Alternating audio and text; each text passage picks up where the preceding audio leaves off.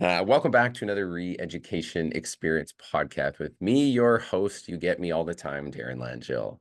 Today, not like last week where I did a solo episode, I'm bringing on another illustrious guest to the show to talk all things real estate with me.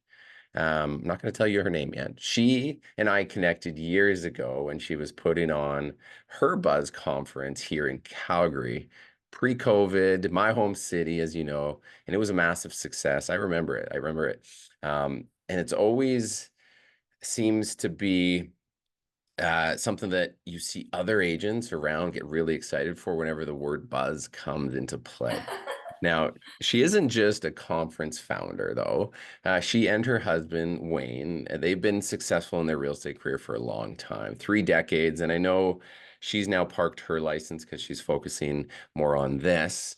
But he's still actively traded, and she's got to kind of bend his ear once in a while about what's going on in the GTA. So for those that don't know, which you should, but Buzz conferences are what I believe like the premier real estate conference and even the prop tech conference here in Canada.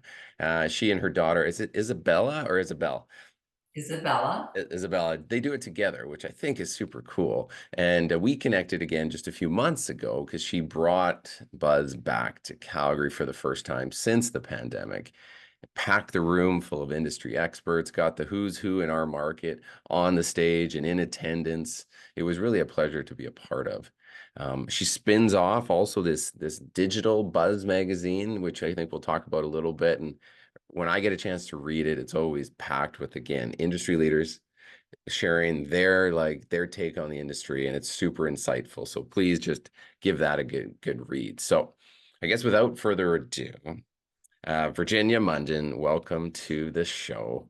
Anything else I missed? I You. know there's a lot to unpack in your 3 decades of journey, but anything Similar that to you, right? Everything in between is what makes us, some of our industry's best collaborators. But like yourself, we have so much knowledge and experience that we like to share. We don't have to bring it all up, but we're the same, you and I. And I just have to say, thanks for talking about and mentioning Buzz Calgary. But for somebody like yourself that has this wealth of knowledge and for being in the industry over 2 decades, Darren, I saw you were in the front row and you were feverishly taking notes. And I think you left with, I don't know, 10, 15 pages, maybe 20 pages of notes that day. And that really means a lot because note taking is an art, and it has diminished over the years. Most people like to attend conferences mostly for networking and listening and meeting other people, where they can learn from and share, but also develop relationships for referral business. But you were actively listening, and I love that. You took your notes, and I'm sure you took a lot of that information and you brought it back to your red line brokerage, at Real Broker, to share with them some ways to elevate their game in real estate. So I want to applaud you for that. As a leader, we need to be taking more notes and listening a little bit more, and seeing how we can kind of integrate those ideas into our own businesses. it's a good point. I mean, again, you get a chance, like I do, to speak with a lot of the leaders in this industry, a lot of team leaders. And again, I find you do see that it's these team leaders, the good ones, that are investing and they're attending and they're taking part. They're making sure they get to these places. And and I do find that it is my duty when I'm serving the agents I have a chance to work with to use the funds and the ability that I have, the luxury I've been able to create to be able to take time and the money to go and take part in these things because they're not cheap, right? Yeah. To leave, to bring that back and to still it down. So I listen through a few lenses, one as team leader, but one as the average agent. And I like to distill that down so that I can roll it forward. Because if I'm not, then I'm not serving my agent body, right? Um, I have this actually thing right in front of me. You can't see it, but it's all the badges that all the lanyards I've worn recently, and it's just like Oh, cool. I love it. overflowing over top of my thermostat. It's funny, it just hangs on the thermostat. I And love it's that. like I love it for that reminder that how important these things are to go to. Sure, sure. So And being that leader and as someone who is a sponge in the industry, I find that team members and members of your brokerage, they want to emulate the leaders, right? But and then when you have somebody like Krebs, the Calgary Real Estate Board, as the title sponsor, it's a given that leaders, broker owners, broker managers, team leaders, anyone who wants to excel in the industry, in their marketplace, whenever they see their real estate board taking part of, you owe it to yourself and your clients to be a part of it, to learn, to see where you can take that client experience to the next level. Because everything that we do at Buzz must integrate into the client experience and helping people achieve the dream of home ownership. It's up to us as real estate agents. And again, as you mentioned, my license is parked. I no longer trade, but our role is not to be a content creator or an influencer or a celebrity realtor. We're entrusted with one of the biggest goals of a human's life, and that is to help them and their families achieve that dream. And the dream of home ownership must be kept alive. And we owe a lot of that dialogue to our real estate boards and associations like Calgary or TREB or RIA or Alberta Real Estate Association. We need to be at these places. So I want to thank you and I saw all your team members there. And yeah, it was so nice to see everybody.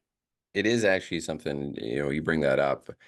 um, the word consumer, when you and I first had the first conversation about me speaking on the stage, and you were really invested in that conversation, not to just like put people up on stage, but like to ensure that there was that translation to Mhm. the impact that our industry makes as we transition people through their biggest life changes.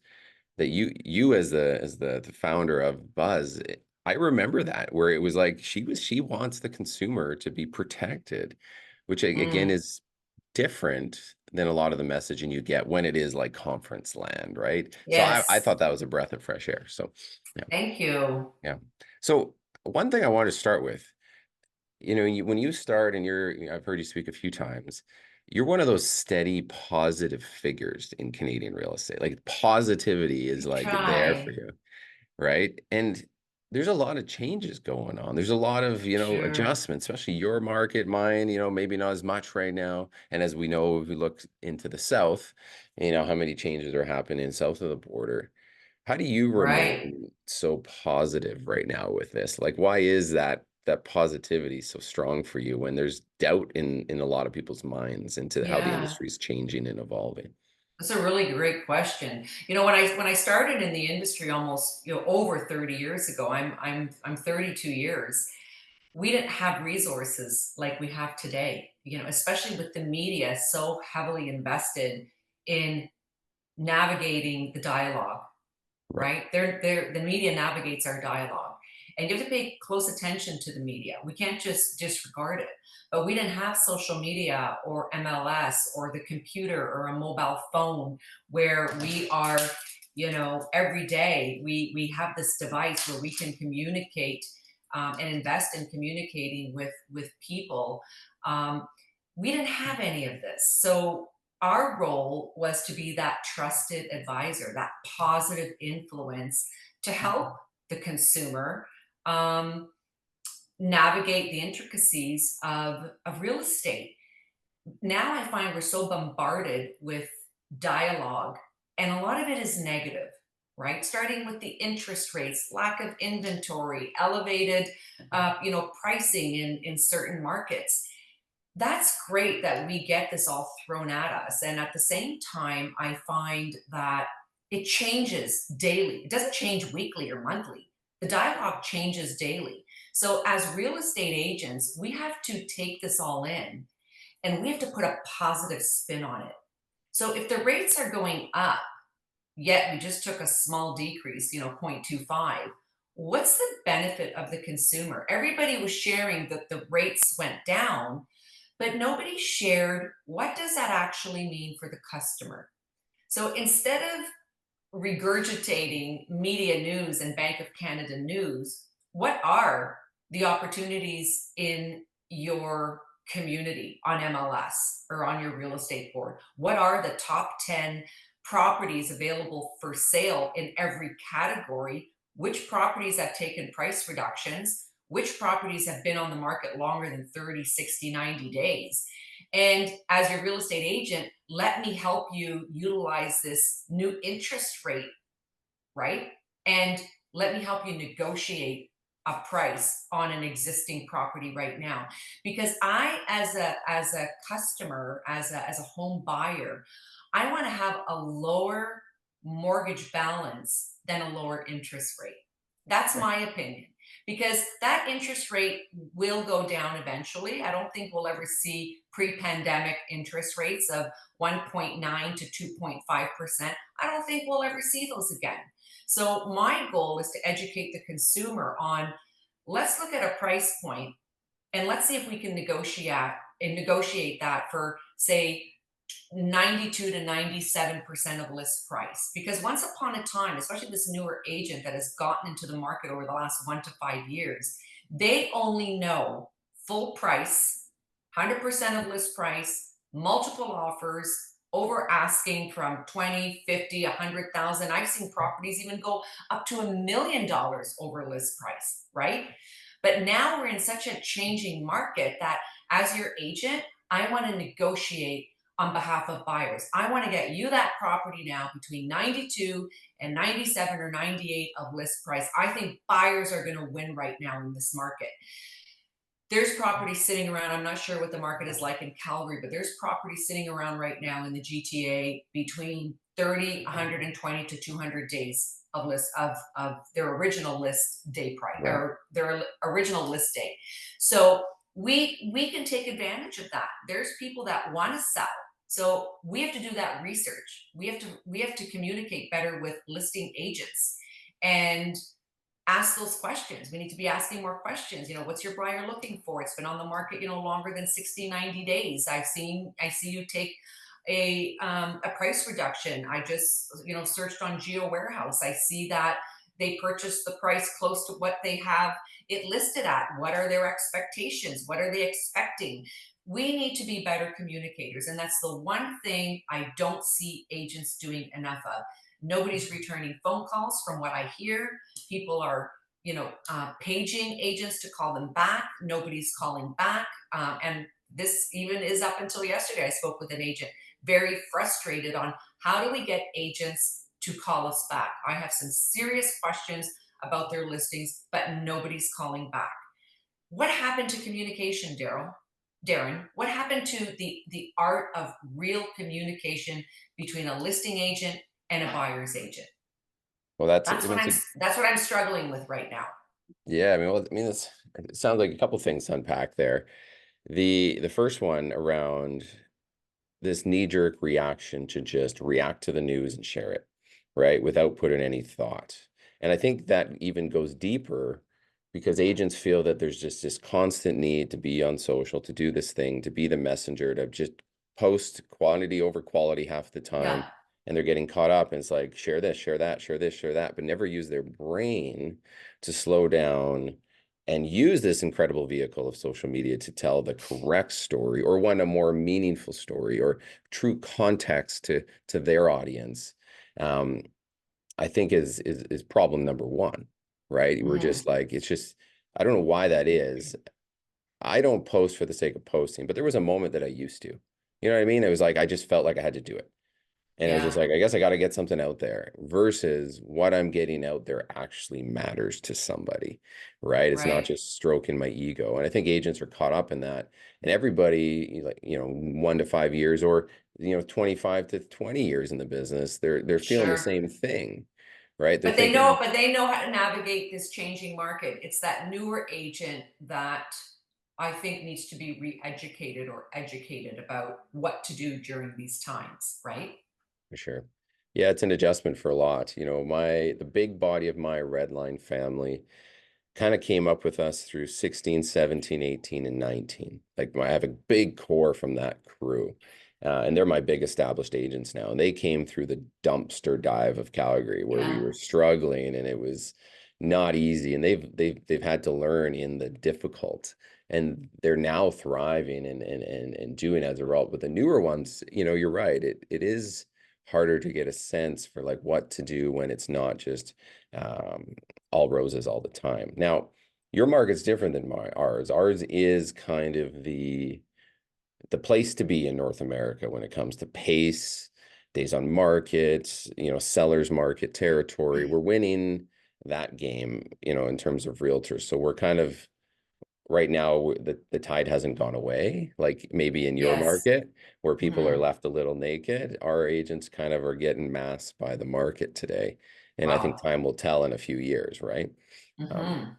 so the general sentiment in the GTA, do you feel that's more of a general sentiment to a lot of North America, or are you guys in your own little world of I the think we're tide kind of still slipping away? stuck in our own little world right now. I mean, we have seen an uptick in inventory recently. We've seen an uptick in a spread between list and sale price, Sure, but we've also still seen properties sell for list price or over list price. But those are generally the properties that are listed below their fair market value. sure. And there's been so many strategies that have come into play over the last few years in our industry.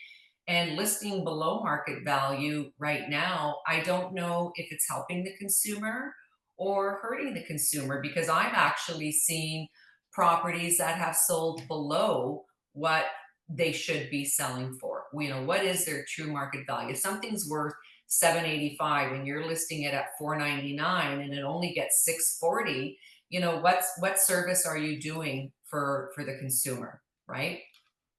Yeah, it's a tough one. Yeah, this shifting times, like I've read the book Gary Keller's Shift a few Yes. times, and I love it because we were just starting the shift when I was getting heavily coached back in the day. And my coach handed me, you got to read this, Darren. You're about the only market going through a shift right now, but so you need to Right. like take advantage of it. Yeah. But as we shift, I think when I think back to this is the requirement for our industry to understand that when shifts happen, like skills have to happen. Skills are now have to become more Hmm. into play, and you don't just get by getting by. And I think that's a reactionary move for a lot of agents, right? Where they maybe never get it and they just flounder right out of the business. Or the ones that do pick up the transition and do invest in what is this truly like, upgrading their listing presentation, managing the ongoing relationship that isn't 1 week long now, it's 2.5 months. Like, That's what right. does it feel like to be a listing agent for 90 days because you haven't had to do it is a completely different paradigm, Right, right? right. And it's Because scary. properties were listing and they were selling literally within the hour to Yeah. 24 hours. So those communication skills amongst agents over the years, they weren't there. They didn't have to communicate. They didn't have to, back in the day, I used to have to sit across the table from a client and hear their story, just like you, why they're moving, asking questions, listening. Was it a divorce? Was it a loss of a job? Was it a job relocation? Was it a child that, needed to be in a special neighborhood for school? Like, we heard sad stories and happy stories back in the day. So we were more empathetic and compassionate to the reasons why people had to move and sell. Now I have found over the years that it's been more investor focused and pre-construction and buying on the whim and digital signatures and emails and texting. And we do have to get back. You mentioned something earlier about skill sets. Well, skills is the most important next to being an educated realtor. Do you know your market? What's the demographics? Who's living in the communities that you serve? What's the average price point? What's the average days on the market? Who's the consumer? What are their jobs? How many people in their family? Where are they close to amenities and services? Like, to become the experts in the community that you serve, you need to be a community expert. And I remember attending a conference with Richard Silver about 15 years ago, and there was a panel. It was in New York. There was a panel, and I went to this conference for this panel. It was all the top producing agents in New York City who sold to the stars. Tom Cruise, Nicole Kidman, Jennifer Lopez, all the famous athletes. And we were going to hear from them. And there was hardly anybody in the room. There was maybe, a handful of us, and most of them were from Canada, right?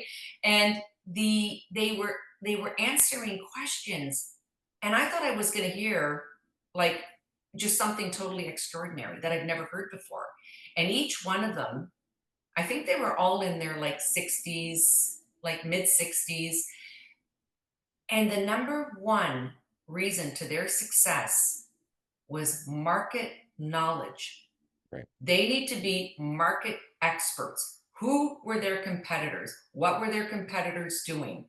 How would they have to differentiate themselves from their competitors? How many listings did their competitors have a year? How many sales with buyer ends did their competitors have? Right? What was their communication strategy? What did their website look like? Why were they competing with them on listings, and why were their competitors winning? Right? This is really important. But I also find, Darren, that over the years, especially during COVID, real estate agents began to sell outside of their market. They began to travel.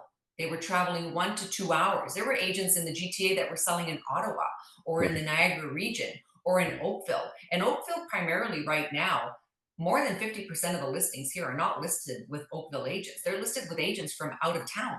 Mm. So agents began to feel comfortable listing and working in the neighborhoods that they've never had to sell before. And I caution the consumer about this. Consumers need to list with the experts, and the experts are those that have the skills, but also are just, they know everything about the communities that they serve. And that is very important. You need that market knowledge, and you need that lingo, right? Like what's happening at the town level, what's happening at the government level, what's happening with the pre-construction, with, who's coming into our community. Like right now, North Oakville, for example, 75% or more is newcomers. There's people here that are settling, they're investors, they're new to Canada. And they're coming in with a lot of money. They're opening businesses in Oakville. They need commercial space.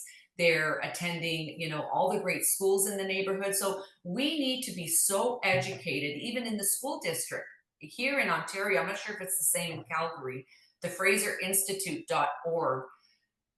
I know an agent who is like, she must do 2 million in compensations plus based on dialogue about the school systems in her community. Oh, wow. People want to attend, or people want to buy houses in a particular neighborhood based on education. Yeah. And agents even need to be educated in that department. So skills, market knowledge, and everything about the community and your competition. That's what I got out of that 1 hour talk at this conference. Oh, I love Top it. producing, top producing agents in Manhattan, New York. I built a presentation, and maybe this is one for us to talk about, called How to Earn a Bigger Piece of a Smaller Pie. I And love that. Yeah, and I love it. it's a great talk that I did back early days, like early days shift, because I was part of a shift where the rest of the North America wasn't, and I was preaching down in Charleston at a Boomtown conference. And the funny things is a lot of what you just shared is in that presentation, and it is true. But the trouble I find is none of that is sexy. Right? Yeah, None of that, right, like, agents want to show up to a conference and attend and listen to, like you just said. They want the real. They want, well, shouldn't I just be shooting another video? Shouldn't I be doing another this? And it's just like, no, you shouldn't.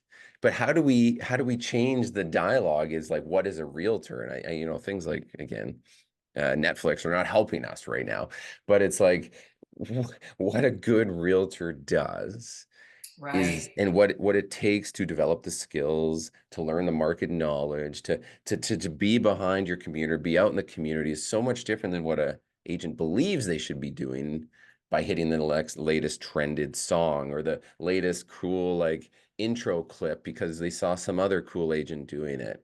And it's right. taken us away from the agents giving enough crap about that stuff, the stuff that Yeah, makes makes us work when the market is difficult. And if you don't adjust, you're gonna have some pain, right? Earning a Yes. bigger piece of a smaller pie, even earning the same I piece love that. is hard, Yeah. right? Yeah. I'll Um, share a great example. I remember when I first started in the first year in real estate, I did like 3 rentals. I think I spent more on marketing and flyers than I did on right, making money. But I'll never forget, I was all over the place. My broker at the time told me, "Yeah, get 10,000 flyers and just put them in the mail." And I just thought to myself, wow. And I was at an office where there was the number one agent back in those days at that brand. And she was doing incredible things. And I wanted to be like her. I wanted to emulate her. She was spectacular and still is spectacular to this day. But I sent out 10,000 flyers to a market, to a neighborhood that I had no business being in. right, I didn't know that market. She did, right? She knew everything about the luxury market, the high end market. She was connected to the businesses. She was connected to the churches. She was connected to all the groups in the area. Her children went to school in that area.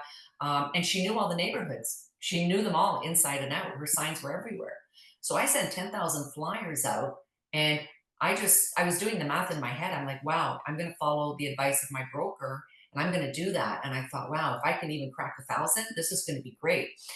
No phone calls came. I waited for the phone to ring. I waited for my email to happen, and nothing. So what I did was I started paying attention to what these agents were doing. And what they were doing is they were specializing in smaller neighborhoods, smaller pockets.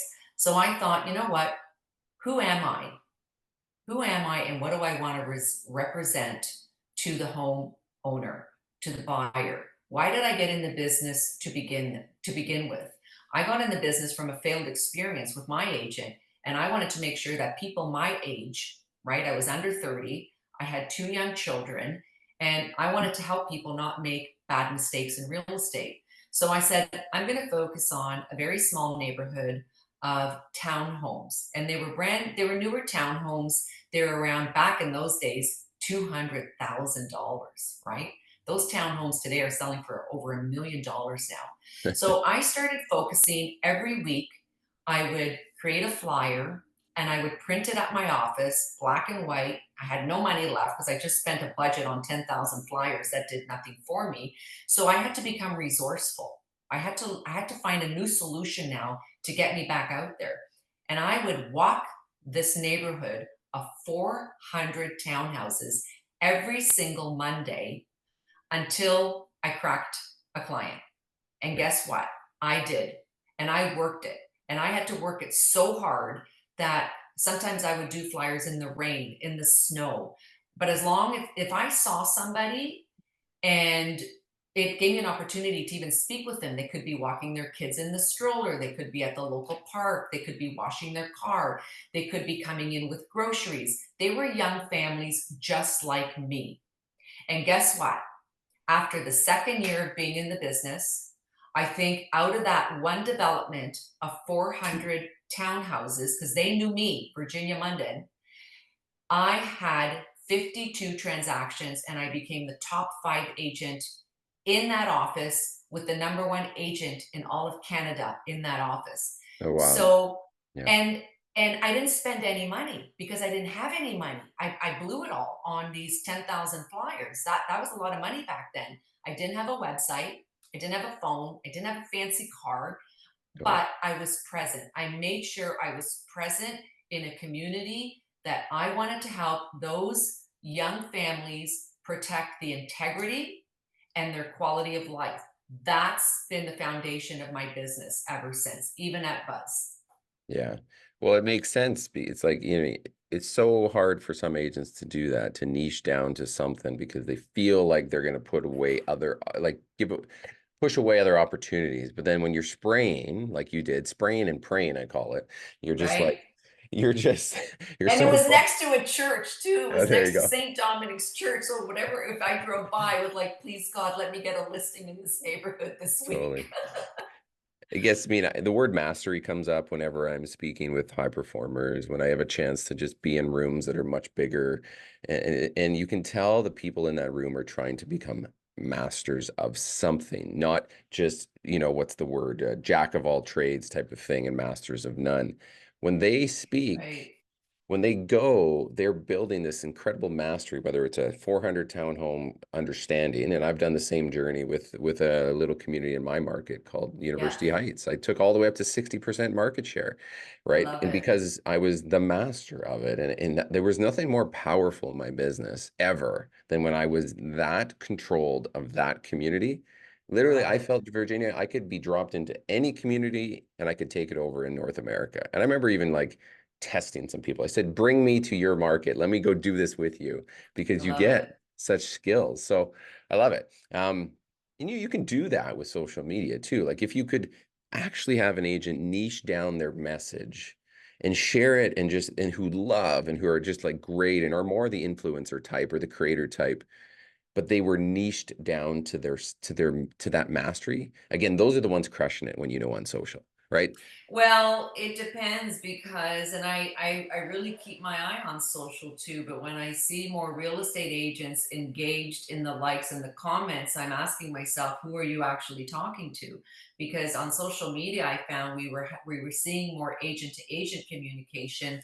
And I don't believe, like even in the neighborhood I'm in, I don't believe that there's many people on social media, on Instagram, for example.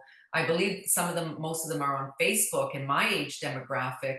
But if you're not following local businesses or clients or people that could potentially be your clients, you have to ask yourself, who are you really sharing this information with, right? Sure. There's a lot of agents speaking with other agents online, is what I'm trying to say. Yeah, yeah. Lots of like vanity agent to relationships that maybe aren't impacting the consumer, right? Yeah. Yeah. Sometimes you're right. Sometimes there are, sometimes they're not.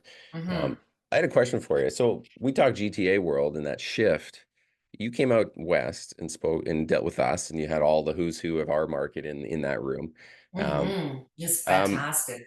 what did you notice anything different about what's maybe Yes. going on in the west versus what has been established now where you guys are? Yeah, I found Calgary very serious about their business. We're Hmm. serious here too, but being in a room where no one was really on their phone, people were paying attention. I found people really wanted to learn.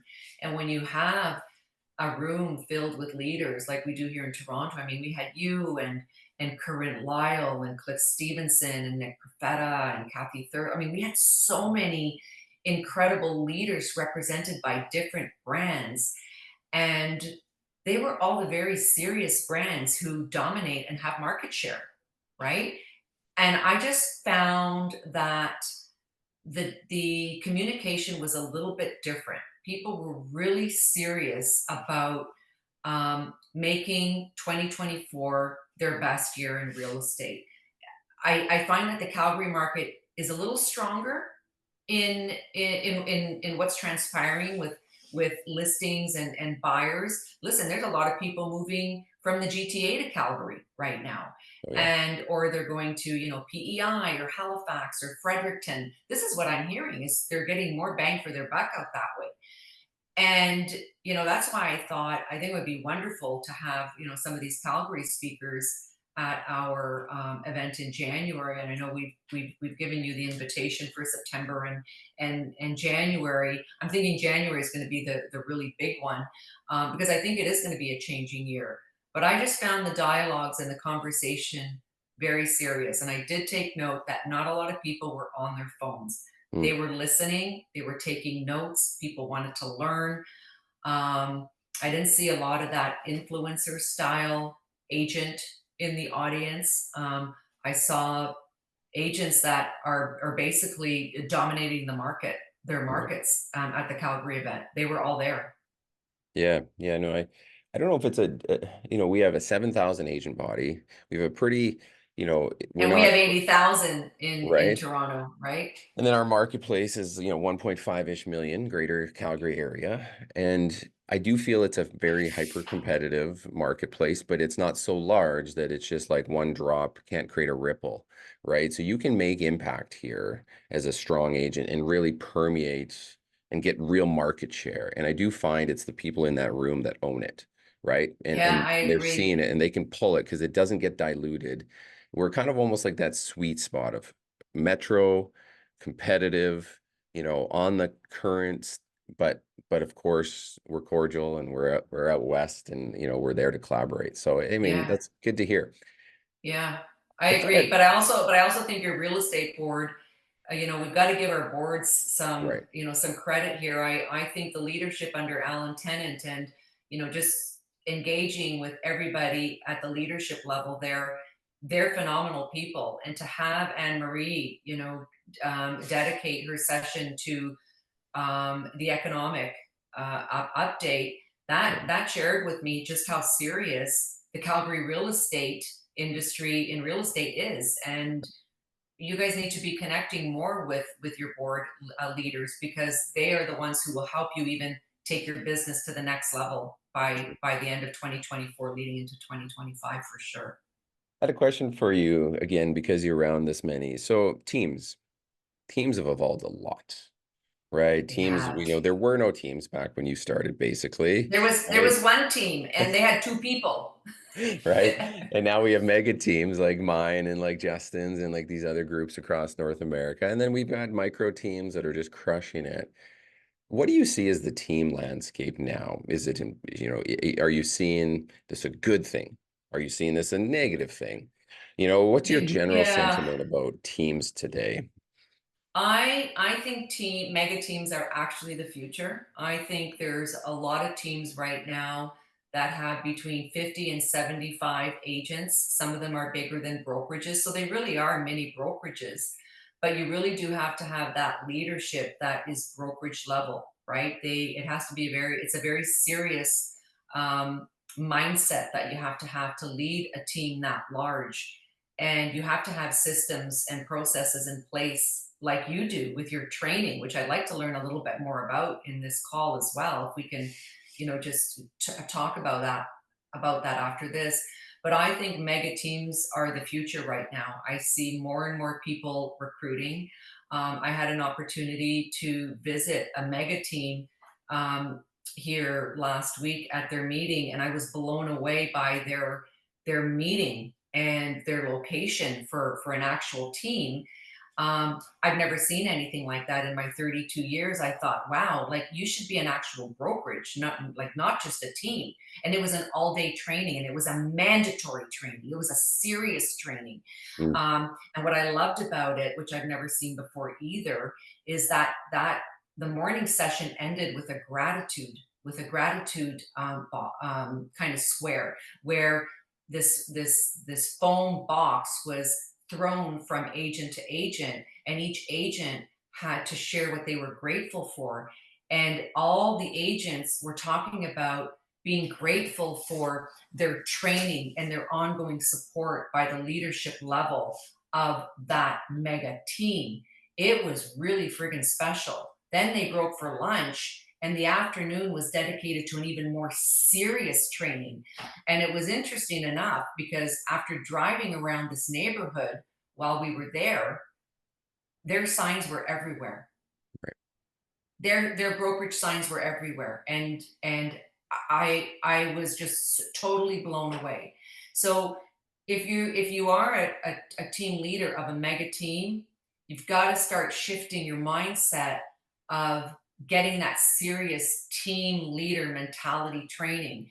And the only one that I know that's doing it right now, is John Cheplack, like on a very serious level for the team leader, Yeah. right? That team leader then has to take those processes and trainings, and he's got to shift it down to the remainder of the agents if they want to create sustainable real estate careers that they are truly proud of. Real estate, you can't wing it, Darren. You can't wing Right. real estate. We've got it. And I always, when I'm speaking at an event, I always ask everyone in the room, you know, how many real estate agents are in this room? And every single one of them put up their hand. And then I ask how many business owners are in this room. And it will be the sponsors, right? The lawyer, the mortgage agent, the marketing company. But in reality, everyone in that room should put up their hands, because everybody is a business owner. And as real estate agents, if we don't start treating our real estate careers as a business, it'll never be sustainable. And I've always treated my career as a business because that's all I ever knew. You know, I'm a daughter of immigrants here to Canada from Italy, and my dad was always a business owner, you know, limited language skills, and he always made it.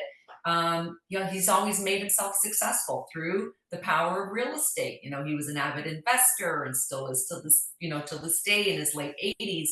So I've always treated my business like a business. And if we're going to do that, we have to have systems in place. We have to have processes in place. We have to have exceptional training in place. It's our duty of care as a broker owner or as a team leader like yourselves to have these trainings in place. You guys have this group of people that you are responsible for. You are not only responsible for your agents, you're responsible for their families. You're responsible to help send their children to universities and to be part of extracurricular activities and, you know, sports and good education and food and a roof over their head. That's your responsibility, Darren. And that's probably why you created this training program for your red line agents so that they can become successful business owners in the communities that they serve. That's a big responsibility that you have, right? Yeah, and then the, I agree with you going back to this growth of the mega team that's new, right? And the mega team leaders typically have resources because of the Yeah, compensation model that's different than the broker owners. The broker owners you're are right. barely getting by in most firms, as you know, right? Barely getting by, and it's hard because again, just who's going to leave, who's going to, and you see the transition, but the team leaders have an advantage You're in right. sure a little compensation if it works, but they spend a lot more money than the broker owners do, right? They spend way more on a factor of like 5 and 10 and 20, some of them, right? Just to Right. keep things afloat. But the advantage I see is the alignment they can create, right? Mm, So if someone's choosing to be on a team, I believe it's a different choice than being at a brokerage. At a brokerage, they're picking that for some alignment, usually because of the fee structure, maybe the reward structure when places like Real and stuff. But the alignment is different on team because the team usually has a message, something they stand for, how we do things. And I always lean back to this alignment message with my red line agents, and why it's been successful is because I believe I've been able to thread alignment between our goal as red line with them as individual rock stars. And then, of course, now we're threading it to Real. And how does that work together? right. When you land on that alignment, you get stickiness, right? Agents stay. And when you land on that alignment, you can develop training that works for the sum of the parts and allows the concept of strength in numbers to jump in and benefit everybody. But if it's disconnected, that's when I find the team leaders struggle. They can't find Right. alignment between superstar, rock star team leader and what I'm going to do for you versus what are you doing for me. And that's where the misses happen. But I think you're seeing the rise of the mega team because the alignment is starting to get figured out, right? Right. You're It to right. us to serve this greater body of agents. Coaching at scale isn't an easy thing. Culture at scale is even harder. But the ones that do it, you end up with this little machine that is almost unstoppable, right? And I do believe they're able to take market share, right? They're able to drive individual production and serve the client because of that. But it's a Right. tough nut to crack, but I am seeing that more of us are hitting it. And I do believe the consumer wins as a result. The agents win, the consumer wins. And then the brokerages they're a part of also win because we've now taken a large body of their work off of their plates That's and right. serve this greater solution. So I mean, it's an interesting topic and is one that's continuing to transition, right? Especially as these cloud models give us some legs or a little Yeah. bit, give us a little bit Hmm. more opportunity. Yeah, Um, and that's the thing. You know, when I started in the business, there was one option. Well, there was two options. There was two to four brokerage brands that you can choose from, and they're all the traditional brokerage models, and we know who they are. But yeah, now we've got a lot of options. We've got the traditional brokerages that will always be on. They'll always be on top. Let's not kid ourselves here. But then we've got these these new independent, boutique brokerage models that are just killing it right now. And they're growing. I mean, look what CIR has done. It's crazy. Even what you did at Redline before joining Real Brokerage, and you still have maintained explosive growth. And I think that has to do with the alignment that you have with your people and with your market. And then we've got all these new progressive, models, these revenue share and residual, markets, um, platforms. And I just think that agents need to know more about them so that they can make educated and informed decisions of where they want to plant their seeds forever. I've seen more and more agents that make decisions based on hype. They want to go where the candy floss and candy apples are, and they want to be part of the sexy real estate. And sometimes the sexy real estate doesn't offer you anything. And I've heard recently of 11 people leaving a very sexy real estate brand and brokerage, only to go back to traditional models, or revenue share models, or independent models. So we have to be very careful. I've seen agents, some of them 4 or 5 changes in the last year. You can't be doing that. You need to do your research, and the only way you can do your research, if all 3, 4 type of models are presented, and I wrote about them in this month's issue of Buzz Digital Magazine. I Oh, just did a amazing. very quick synopsis of each one, and I want to start sharing more about these. What kind of money could be made? What does it entail? What is residual? What is revenue share? What is traditional? What are my expenses? What could agents are not being educated. They are making decisions based on, I want to be like her. I want to be like them. Oh, I want to be they look like they party a lot. Like everything's a cocktail hour now, right? Like Jesus, right? Like, no, no, you don't go drinking in the afternoon. You have serious real estate conversations in the afternoon with people you want to serve. I'm telling you, right? It's our industry is changing. Our conversations have to be more serious, and no more cocktails in the afternoon. So what's next for Buzz? What's your next thing? Well, we've got our September event in Power, to the Liberty Grand, and then we've got our big yearly conference. We have one big yearly conference every year. We are back in Calgary. We've been invited back by Krebs, so we're going to be doing that again. We can't wait to have you back there. And we're also doing Vancouver this year, so we're really excited about that, or in 2025. But we do have our one smaller fall conference. That's around 300 to 350 people, and then our bigger one is always at around 700, 750. Our biggest event we've ever had was 1,200 in Oh, wow. 2020. That was just after COVID.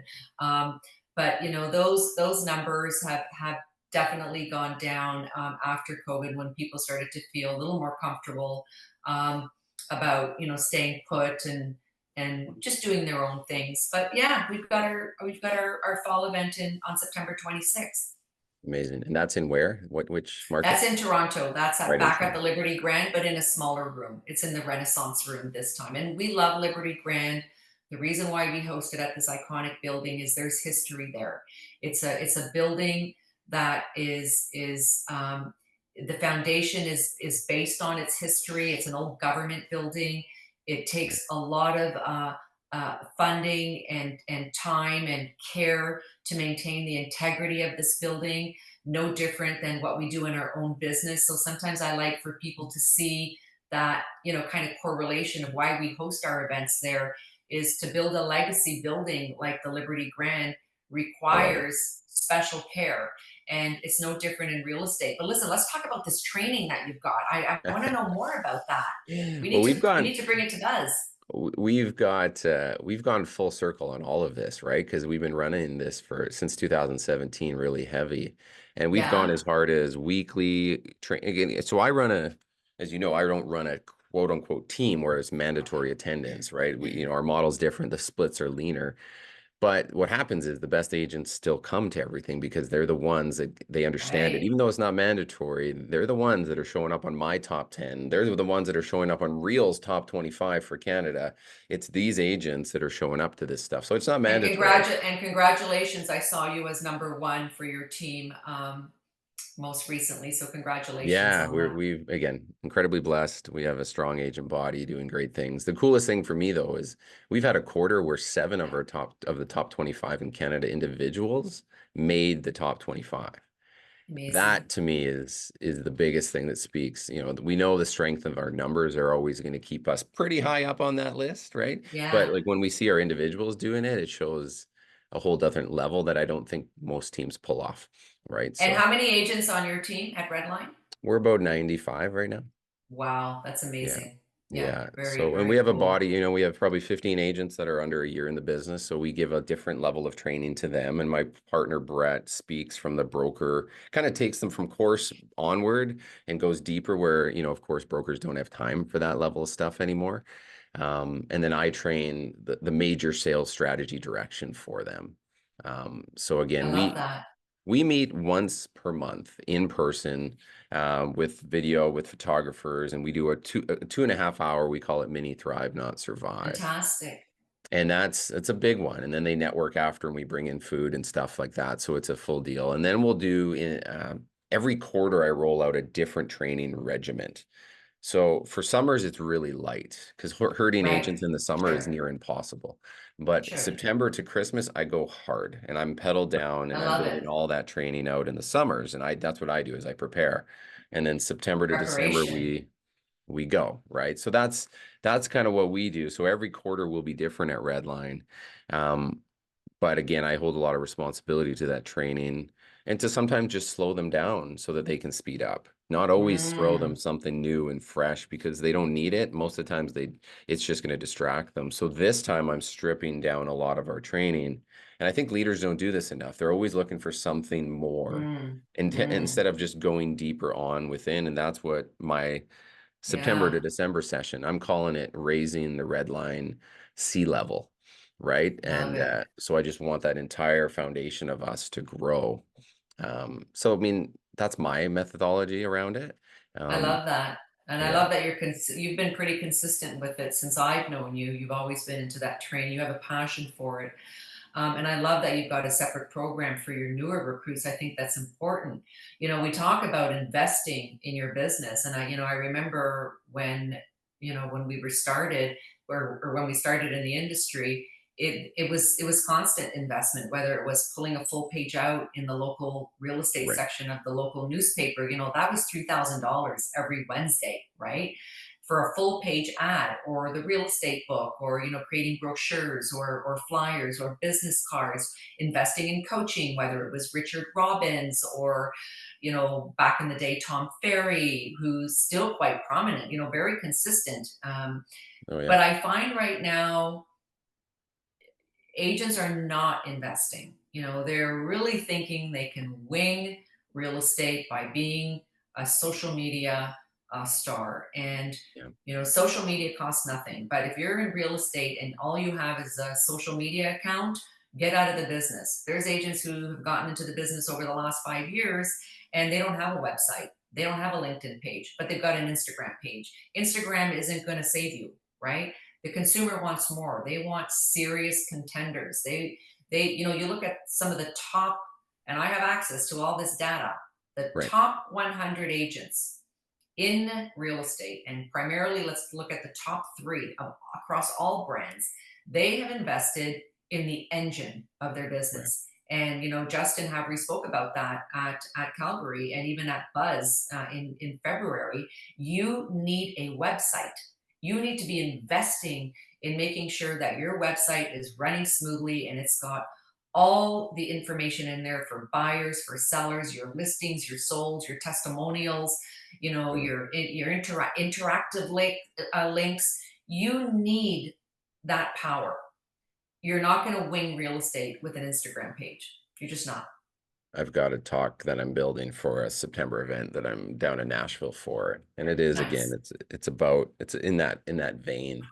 So again, something you and I can chat about. I know you and I could riff on this. I haven't had another I page of know. full questions that we won't have time to get to today. Maybe there's a We'll do part a two. part two in the fall. We'll do a That's part two in right. the Yes. fall. and you and I have to connect anyways. So where do people find you? Is it just so what's the Instagram handle again? I don't have a personal Instagram Yeah, account. Everything I do, again, is dedicated to the agent experience. So everything you guys do is dedicated to the consumer experience. So you sure. can find us at the Buzz Conference Okay, and at Buzz Media Inc., which is gotcha. the magazine part of it all. Perfect. Yes, Awesome. So those two things and that if you're in the Greater Toronto area, you can see the upcoming ones. If you're in Calgary, watch for that, of absolutely. course. And if you're everywhere else, well, you might want to consider flying in for one of the two. So, Thank you. all right. Well, thank you once again. Like I said, I had a whole extra page of conversation we could have had because you've been doing this so long and you got such a lens to this industry. So I really appreciate the conversation. Stuff we haven't Fall talked part about. two. I'm holding you to it. Fall part two. Okay. This was a lot Sounds of like a fun. plan. Awesome. All right. Well, this has been another Re-Education Experience podcast with another amazing guest. Thank you, Virginia, for My taking pleasure. part in this conversation. I look forward to connecting offline again. And good luck Amazing. in September. And have an incredible summer. And we'll talk to you very soon. See you later. Bye, everyone.